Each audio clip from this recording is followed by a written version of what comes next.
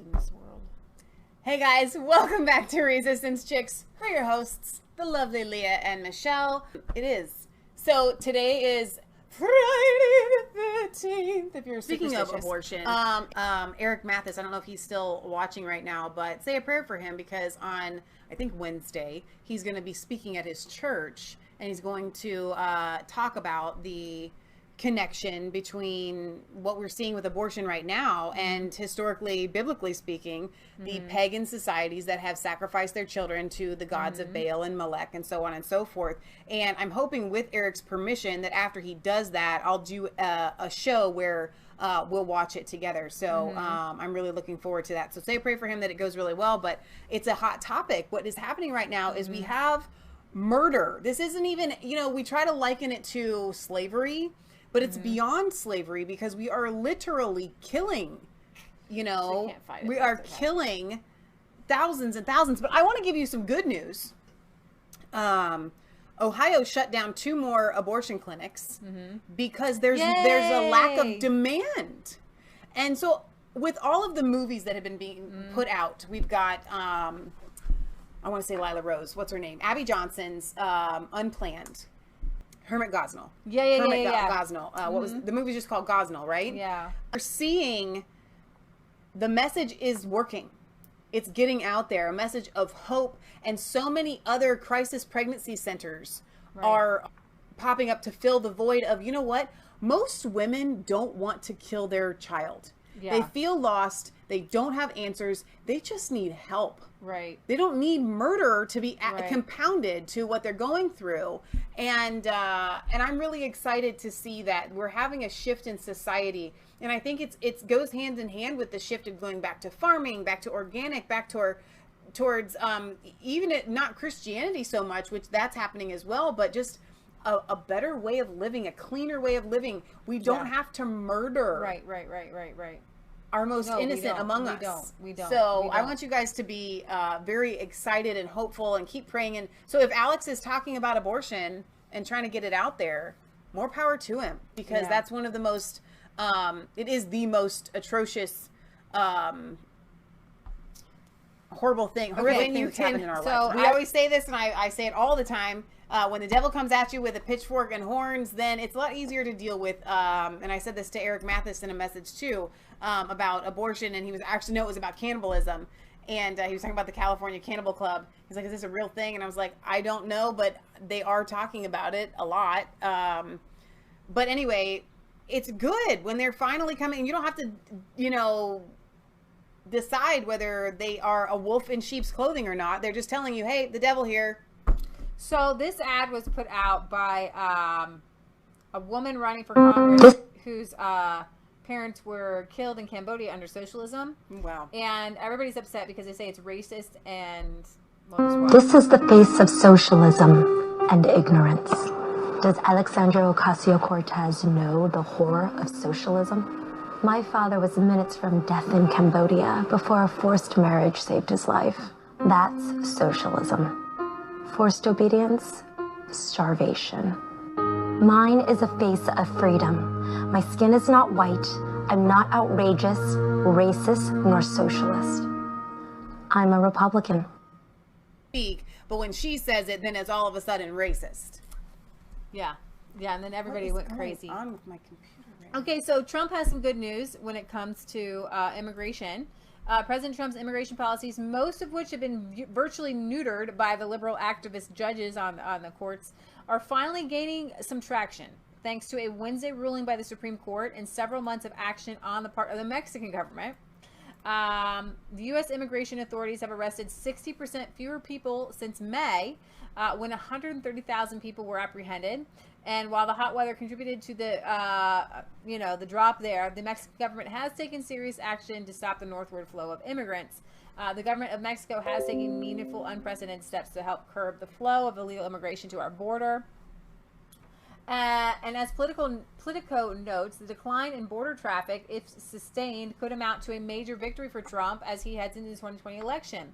Perhaps more important, the experimental measures taken by his administration could reshape immigration enforcement for years to come.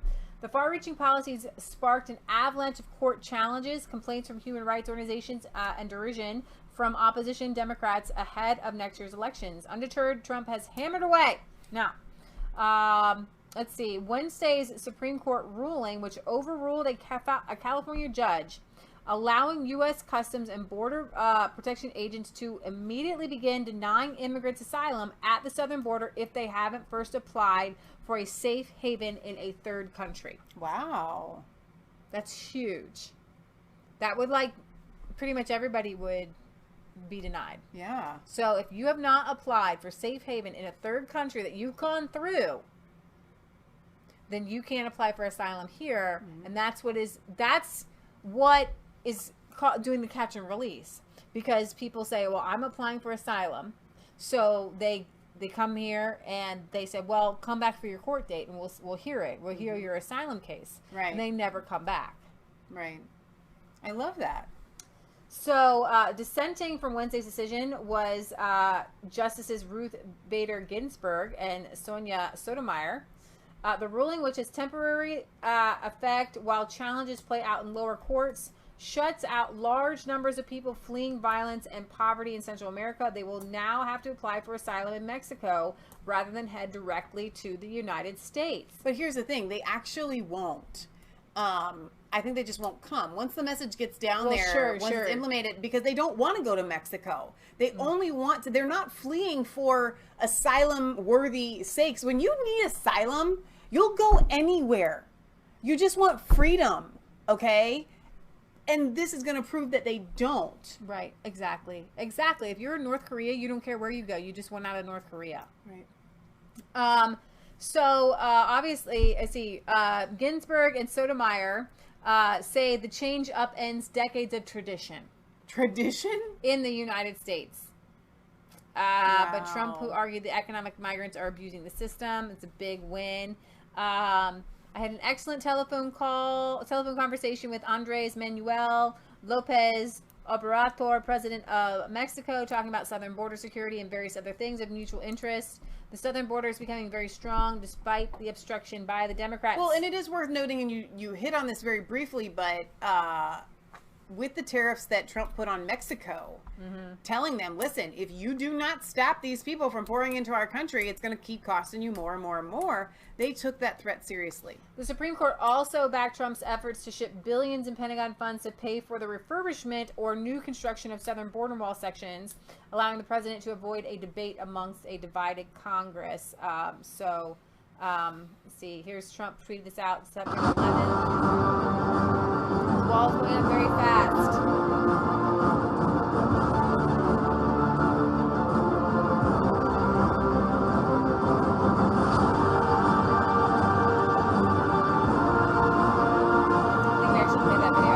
The first time he actually tweeted I out still the video. think it's like, and we were against the wall, kind of, just like you said, because you feel claustrophobic, you want to be able to get out of here. But seriously, I think it's awesome. I think that when you ask some of these lefties and stuff like that about, no other country's ever done a wall, and you say China, and they're like, where's their wall in China? I mean, seriously, it's true that walls do work. So here we have Maryann Williamson caught on a hot mic saying Democrats are mean. What does it say that Fox News is nicer to me than the lefties are? I'm sorry? What does it say that the conservatives are nicer to me? It's a bizarre world, man. It's such a bizarre world. I'm such a lefty. I mean, I'm a serious lefty. But I understand why people on the right call them godless. I mean, it's like, I didn't think the left was as mean as the right. They are. Well, So who released that, though? I don't know, but it's awesome. Do you think that they had her permission to release it? Because, like, once the camera stops, you think that you would be allowed to say what you want without it being released to the whole world. But maybe she wanted it released. I don't know. Let's see.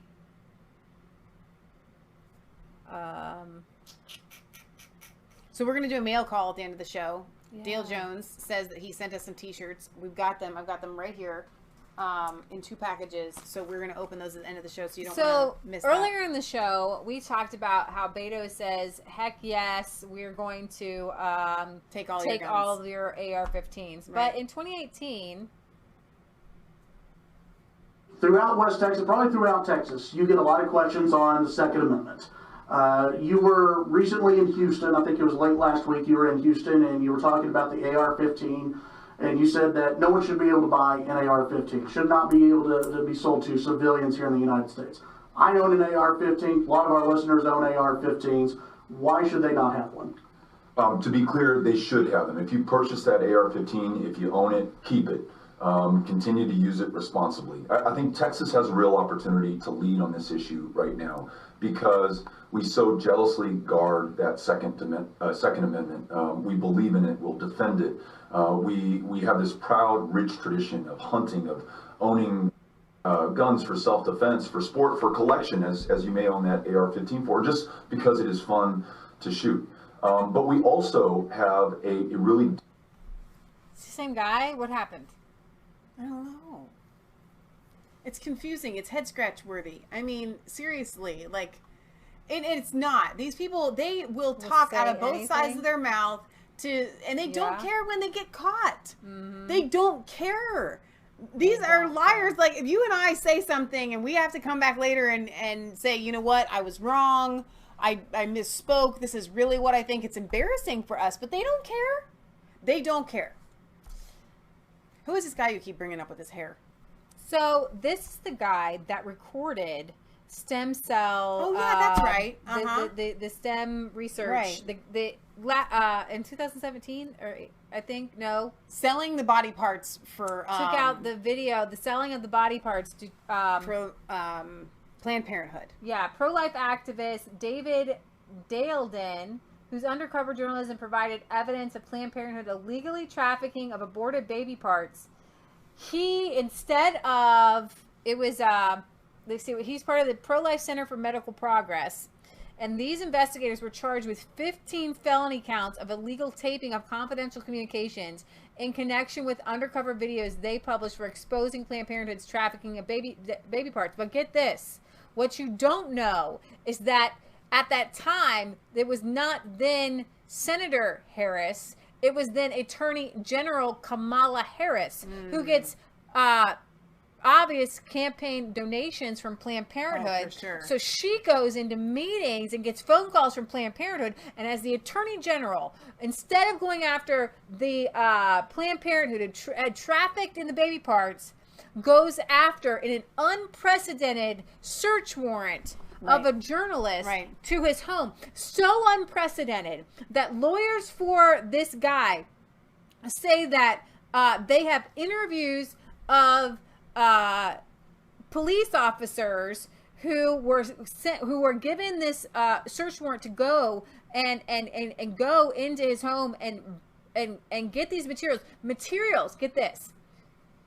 The office sees certain materials that were unreleased source materials. That is unheard of. I think it's illegal too, though. In a very recent, very famous case of San Francisco's Brian Carmody, a freelance journalist had his door nearly broken down and his materials seized by police. But a judge quashed that search warrant. Hang on, I want to explain this. If you're a journalist and you have source material that you have never published, they cannot come and take your source material. That's illegal. Right. Okay, carry on. So if his search warrant is quashed, it doesn't throw out the whole case, but the first 8 counts have to be thrown out at least. So they're going to make this argument first thing this morning, so I'm going to find out where it's at. And again, they'll ask the judge to throw out the whole thing. So we'll see. I want to see. Let me go back to LifeSite News and see if there is an update on this, because I brought this up this morning. So let me see if there's something new from. So when you expose a criminal, you have to be very, very careful because you will become a criminal for exposing the criminal. Yep. You know, I mean, this is worse than not reading somebody their Miranda rights when they've, literally killed somebody right in front of you and then they get off. This is not that. Okay. This is flashback here to something that he recorded. It shows a Planned Parenthood abortionist graphically describing how to deliver aborted babies intact so that their body parts can be harvested, saying she needs to hit the gym before committing some abortions, and and explaining she pays attention to who's in the room if an aborted baby shows signs of life. Look, I think health screenings are important. I think Planned Parenthood probably does some good work. But the reason it's a controversial place is because it's the country's biggest abortion provider, and you're one of the people who run it. And so I just want to know what you think. If you can hear the fetal heartbeat, and then it's extinguished, what do you think of that? Is that a big deal or not to you? And if not, why not? Well, I take seriously all of the health care work that we provide at Planned Parenthood. I believe in safe, legal abortion. I believe it's up to each woman and individual. I know, but so I'm not going to make a judgment. The undercover footage you are about to see includes graphic discussions with abortion providers at high-level Planned Parenthood conferences. Some viewers may find this content disturbing. It's not a matter of how I feel about it coming out of tech, but I got to worry about my staff and people's feelings about it coming out looking like a baby. Is there any standard procedure for verifying signs of life? Well, the thing is, that doesn't go in a chart. I mean, the key is you need to pay attention to who's in the room, right? Good evening, everyone. My name is Deborah Nucatola. I'm the Senior Director of Medical Services for Planned Parenthood Federation of America. A lot of people want intact parts these days because they're looking for specific nodes. Maybe the destiny. I was like, wow, I didn't even know. Good for them. And on behalf of all of us at Planned Parenthood Federation of America and our partners at Society of Family Planning, I'd like to welcome you to the North American Forum on Family Planning, as well as the George Tiller Memorial Networking Reception.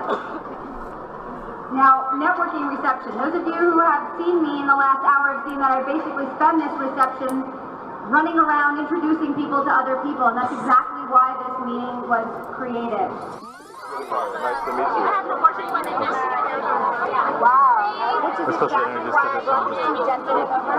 Robert Sarkis with Biomass Procurement Services. Oh, okay. We do tissue collection. Oh, sweet. Good to meet And you. they're looking for Arizona as an area where they might Right. be able to We're based out of the Los Angeles area, like Norwalk, Long Beach, that kind of area. Okay. So Devin mentioned you as well as the Planned Parenthood affiliate in Arizona, as well as good connections to make. Yeah, absolutely. Are you? It's been on my mind because I used to work at Planned Parenthood Los Angeles, and we used to have Novogenics, I think, is the one that comes in, to do it there. Yeah. So you have experience with providing material for religious purposes. Yeah. Due to some things going on at Planned Parenthood, I get a lot of referrals from Planned Parenthood. So I used to be medical director at Planned Parenthood Arizona. That's how I ended up in Arizona. Okay. Because I was with Planned Parenthood Los Angeles, and also I had an academic position at USC. That's how I know Deb Nucatola. She trained me as a fellow. That's how I know Deb Nucatola. She trained me. It's good to know that someone is kind of consistently going up to 20 to 24 weeks, because especially when someone wants neural tissue, they're wanting, they want fetal brain, they want both hemispheres, for whatever reason, like the sweet spot tends to be like 18 to 22 weeks. Okay. Well, I go up to 24 weeks. There is a practice that kind of preferentially gets the anomaly referrals. Right. No, we want healthy tissue. Healthy, normative. Most of the patients that come to me are elected. They present themselves. And you go electively up to 24 weeks. Okay. This week coming up, I have a 15-weeker on Tuesday so far. I have a 20-weeker starting on Thursday so far. Obviously, some of the parameters that we're working with, then tissue needs to be pretty much, pretty intact, because the more physically traumatized it gets, the more the stem cells get kind of mashed up and aren't available for collection. Now the thing is, I don't do induction, so like my technique is a disarticulation technique. So I don't want to freak you guys out, but you can check this out. This is from LifeSite News undercover video. Basically, what the undercover video people were trying to get at is, will you have babies born alive? Will you have intact babies? Do you crush the skull and bring it out, or can? And it's not that they were saying that they want the tissue. It's they want to catch people who are. Right. They're trapping people just like you would trying to trap a child sex trafficker. Exactly. They were trying to entrap. I mean, it's true. But they weren't doing it in such a way that they were doing something that asking questions that other people aren't asking. These are what the other medical. Well, but since when is it illegal to impersonate somebody and lie to them? Exactly. Like impersonate somebody and lie to the person that you're talking to. So in his testimony, Daladin, the guy who produced these videos, shares a devastating story conveyed by 2020 whistleblower in which twins are born alive. After failed abortion in Kansas City, babies are moving, cuddling each other. Abortion doctor drowned the babies. Story served as impetus for his undercover work. That's why he went to see how many of these babies are being born alive. So it looks like it says, lawyer demolishes DOJ's agent's investigation into pro-lifers. So, despite the judge nixing a video in which a former STEM Express technician describes seeing a beating heart in a full-term aborted baby, the 6th day of David Daladin and Sandra Merritt's criminal preliminary hearing was a great day in court, their lawyers say. It was the second time on the witness stand for Brian Cardle, the California Department of Justice special agent whose investigation of these good guys, the Center for Medical Progress, undercover journalists, led to their being charged with 15 counts of illegal taping of confidential information in connection with the videos of the baby parts. It is a great day for the defense, they said. Agent Cardle took the stand, and on cross-examination, we were finally able to expose this case for the sham that it was and the frivolous case that it is. The defense lawyers are arguing that Section 632 is clear that communications that can be... Okay, here's their defense. Communications that can reasonably be expected to be overheard are not confidential. This wasn't stuff, he didn't go into a Planned Parenthood office building where conversations that are happening are assumed to be confidential. He was at a gathering. They made sure. No, there were several different videos made. He made sure that when he met later on, he met in a restaurant or in a public place. Right. So if you're sitting there chomping on a salad with a waiter coming back and forth with drinks, and you're talking about aborted baby parts, you can reasonably be overheard. Exactly. That is not confidential. The statute says you can't record somebody in a confidential situation. But if I am not going to talk about aborted baby parts with a waiter coming back and forth, and I don't know how they chomping on salads talking about dead babies. But I guess I'm also still really confused about the fact that you can't even do it within... I know journalists have always been going undercover and recording people, but California has a different statute, I believe. It's a California statute. Well, because they're tired, they don't want to be investigated, exposed, right? But that section 6335 permits covert taping of confidential information if those doing so have a reasonable belief that they are investigating violent crimes. Okay, so there's two statutes there. If you're investigating violent crime, right, or if you're in a public place. Cardwell testified on Tuesday that he identified 17 possible victims among the 2,300 video files he viewed after calling out duplicates in the 50,000 files he found on the laptop's external hard drives and thumb drives seized from Daladin's apartment. He took all the files and he found and identified 17 possible victims. Okay?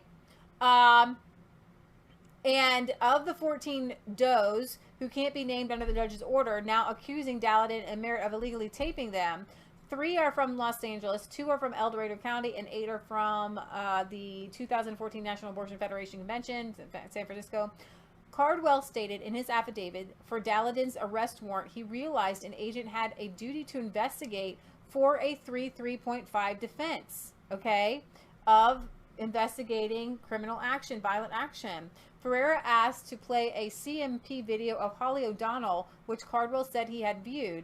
O'Donnell was briefly on contract with STEM Express and went to Daladin to tell him of her horrifying experiences at the tissue procurement company, including seeing a heart beating in a nearly intact late-term aborted baby.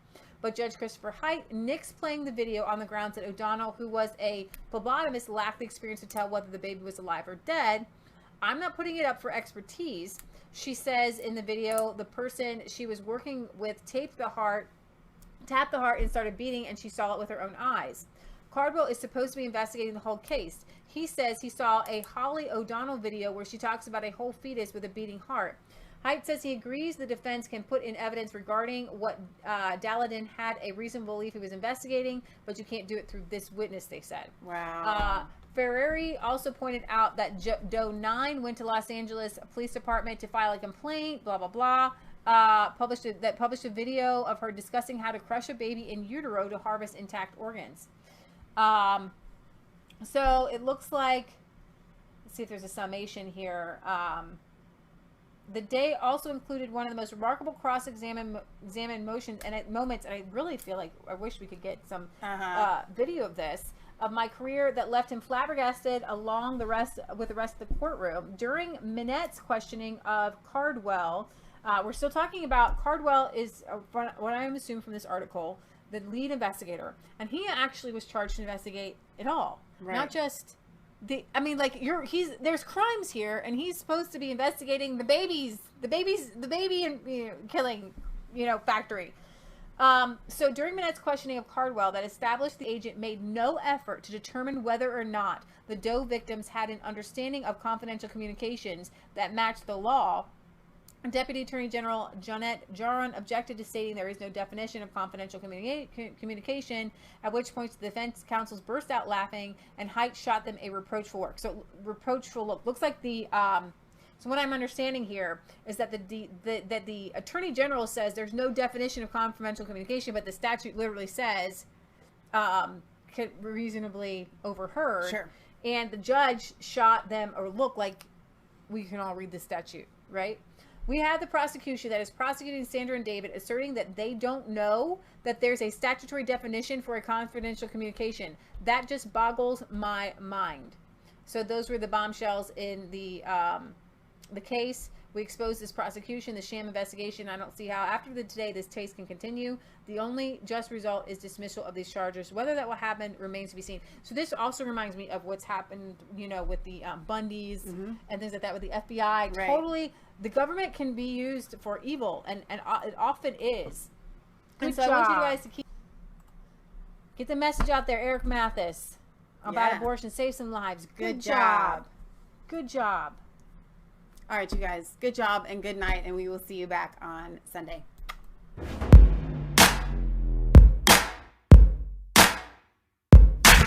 I was cold all alone. No place